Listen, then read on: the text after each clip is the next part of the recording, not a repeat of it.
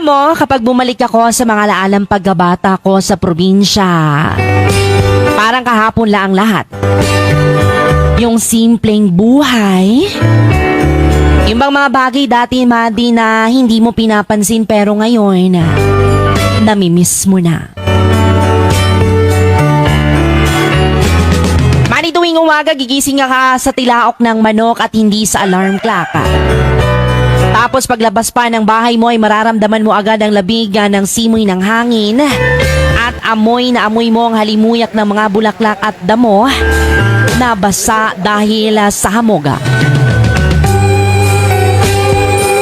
Yung tipong hindi mo na kailangan magmadali.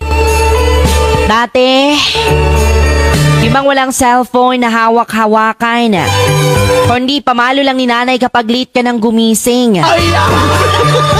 Tapos, didiretso ka na lang sa taniman o kaya sa bukid. Hindi pong mag-harvest ka na lang ng prutas o gulay, mga kaibigan. Laging may mga alagang kambing o mga hayop, pati ba't ibang hayop pa yan. Kaya bago pa man makakain sa agahan ay kailangan mo munang unahin na pakainin ang mga alagang hayop na manok at baboy.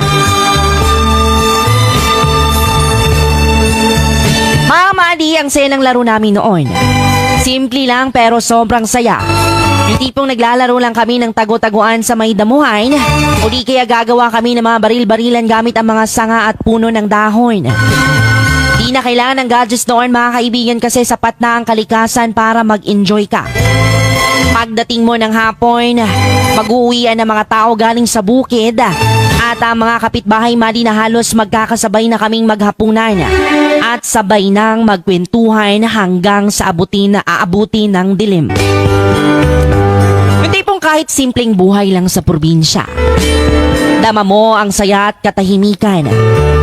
Ngayon, habang abala tayo sa mga bilis na buhay sa syudad, minsan, gusto ko na lang bumalik sa panahong ngayon.